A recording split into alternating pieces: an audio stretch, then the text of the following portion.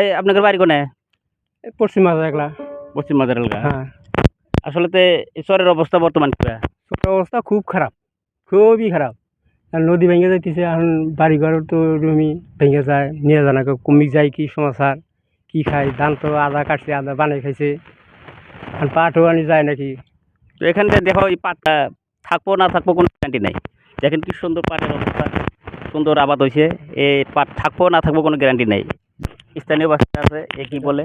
আচ্ছা, আপনাদের এখানে এমএলএ যে আছে, আর সরকারকে কি দাবি জানাবেন আপনার তরফের থেকে, আপনাদের এই রাজ্যের তরফের থেকে? তরফের থেকে এরই দাবি জানাই যে এই নদী এইরকম দেখো গড়াখহনীয়া নদী ভাঙনে বহুত বাড়ি ঘর পর্যন্ত উঠে নিছে।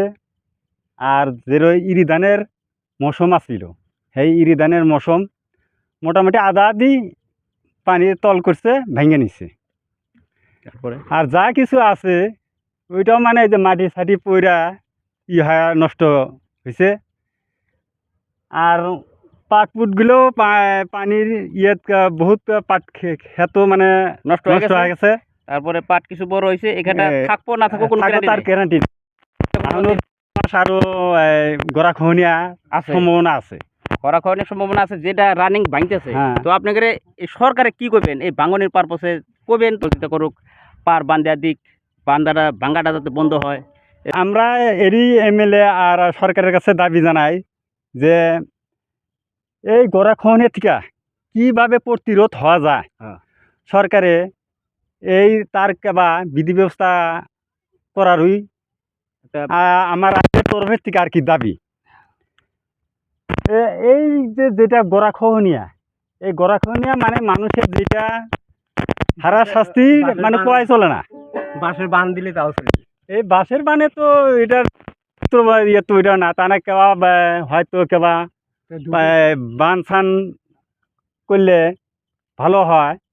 এটা সরকারের কাছে আঙ্গেরে এটা বিনম্র অনুরোধ জানাই। আর বিধায়ক সাহেব যাতে আইসা একবার হলেও আমার এই অঞ্চলটা কেবা বেড়াকুড়া দেখা সরকারের কাছে দাবি জানানোর জন্য আমরা বিধায়ক সাহেবকেও আহ্বান জানাই।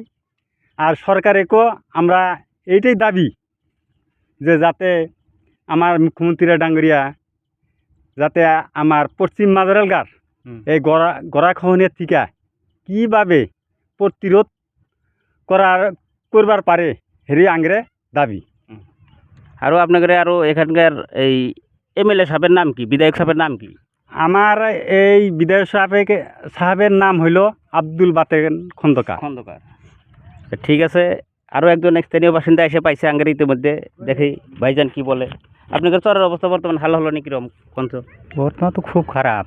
এই যে নদী দেখতেছেন, এই নদী তো এইভাবেই আগে আগে কত দূর আসলো নদীটা, চরটা কত দূর? কমো 1-1.5 কিলোমিটার ফাঁকে আছিল এই জোয়াবাড়ি। এই বেরিয়ে আসলে 1 কিলোমিটারের মতো। 1 কিলোমিটারের মতো এসে গেল। আর এই যে রানিং ভাঙতেছে, এই যে আমরা আসার পরে দেখলাম বহুতখানি, এই যে এখান থেকেও অত দূর আসলো, আমরা দেখলাম সামনে এত দূর ভেঙে গেল। ডেইলি মনে 1 রশি 1.5 রশি করে যায় আছে। ধান এখন ধান ভাঙিয়ে চুরে নিয়ে গেছে। এখন আপনাদের পরিস্থিতি কি হবে যদি এই যে ঘর বাড়ি গেলে ভেঙে যায়? এখন কি করবেন হিসেবে? তো যদি সরকারে যদি আঙুর একটা বানসান করে দিল না এই দিকে কোনো রকম, তাহলে তো এই চরটা খানিক রক্ষা হইল না। আমার পশ্চিম মাদারগাটা খুব উপকার হইল নি রাজ্যের। এখনো যেটুকু আছে আর কি, তাও মানুষ কটা মানে আছে আর কি। সব এদিক থেকে ভাঙছে, আর এদিকে খালি চড়াপাল্টা হয়ে আছে, চড়াপাল্টা হয়ে আছে। মানুষগুলো আছে যে বেলেগ জায়গা যে দাঁড়াবো সেই মাটিও নাই। আর আজকালকার পরিস্থিতি তো জানেন, তার মানে এখন এখান থেকে যায় অন্য জায়গায় জায়গা নেবেন তো সরকারে ভেঙে দেবো। নাই ওই জন্য আর মানুষরা সব এইদিকে যায় খালি জমা হয়ে আছে। একটা করে বাড়ির ভিতরে কোনো 10টা করে পরিয়াল জমা হয়ে আছে।